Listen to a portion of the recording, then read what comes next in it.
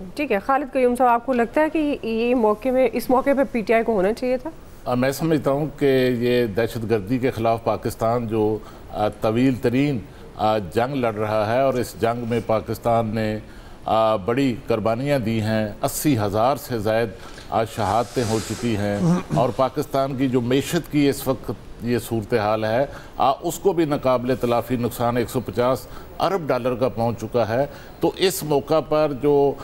صورتحال بلوچستان اور کے پی کے اندر خاص طور پر جو ہے وہ ایک نئی شکل اختیار کرتی جا رہی ہے، اس صورتحال میں اس موقع پر پی ٹی آئی سمیت تمام چھوٹی بڑی جو پارلیمانی جماعتیں ہیں ان کو اس عوام کے اندر، اس اجلاس کے اندر ہونا چاہیے تھا۔ لیکن میں سمجھتا ہوں کہ اس میں جو ہے وہ ایک جو مثال قائم کی تھی مسلم لیگ نون کے صدر سابق وزیر اعظم نواز شریف صاحب نے 2014 میں جب سانحہ اے پی ایس کے بعد جو 20 نکاتی نیشنل ایکشن پلان اتفاق رائے سے پارلیمنٹ نے تیار کیا تھا، اس میں تمام پی ٹی آئی سمیت ملک کی تمام چھوٹی بڑی جو پارلیمانی جماعتیں تھیں اس اجلاس میں موجود تھی، اور آج بھی اس حوالے سے نون لیگ کی جو کہ حکومت ہے، تو میں سمجھتا ہوں کہ اس مثال کو جو نواز شریف صاحب نے قائم کی تھی ان کی نون لیگ کی حکومت کو اس میں آگے بڑھنا چاہیے تھا، اور اس حوالے سے کردار ادا کر کے دوسری جو جماعتیں شریک نہیں ہوئی اس اجلاس میں ان کو آمادہ کرنا چاہیے تھا، اس کے لیے کردار ادا کرنا چاہیے تھا۔ کیونکہ ماضی میں ہم نے دیکھا کہ جب بھی ملک کو مشکلات کا سامنا ہوا، جب بھی ملک پر خطرات منڈلانے شروع ہوئے، خواہ دہشت گردی کے خطرات تھے، خواہ جنگیں تھیں، خواہ افغانستان کے اندر امن تھا، خواہ پاکستان کے خلاف جو ایٹمی دھماکوں کے بعد پابندیاں لگائی گئی، تو ہم نے ایسی روایات نہیں دیکھی۔ ہم نے دیکھا کہ سابق وزیر اعظم مرحوم محمد خان جنیجو نے اسی افغانستان پر جو اے پی سی بلائی تھی ضیاء الحق دور میں، تو اس اے پی سی میں اس وقت پیپلز پارٹی کی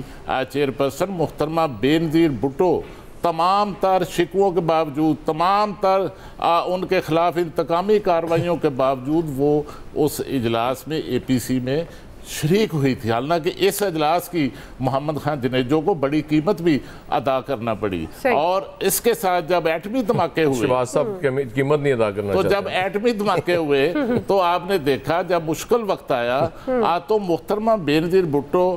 کی اپوزیشن ایک چھوٹی اپوزیشن تھی، 17-18 ارکان پر مشتمل تھی، لیکن وہ اس وقت بھی جو ہے تمام تر مسائل کے باوجود وہ حکومت کے ساتھ پارلیمان کے اندر اکٹھی ہوئی، ایک پلیٹ فارم پر آئیں، اور خارجہ امور کمیٹی کی چیئرپرسن شپ جو ہے وہ محترمہ بے نظیر بھٹو نے قبول کی، اور بین الاقوامی سطح پر جا کر جو کردار تھا وہ ادا کیا۔ تو اس میں بھی جو ہے اب بھی میں سمجھتا ہوں کہ نہ صرف پارلیمان کے اندر بلکہ پارلیمان سے باہر جو چھوٹی بڑی تمام سیاسی جماعتیں ہیں ان کو بھی جو ہے ایک آل پارٹی کانفرنس جو ہے وہ حکومت کو بلانی چاہیے، اور حکومت کو چاہیے کہ اتفاق رائے سے نیشنل ایکشن پلان 2 جو ہے جس کی آج کل بات ہو رہی ہے اس کی تیاری کے لیے سب کو ایک پلیٹ فارم پر ایک جگہ اکٹھے کر کے اتفاق رائے سے جو ہے یہ وہ نیشنل ایکشن پلان تیار ہونا چاہیے، پھر اس پر عمل درآمد بھی ہونا چاہیے۔ پہلے نیشنل ایکشن پلان جو 20 نکاتی تھا اس کا حال نہیں ہونا چاہیے،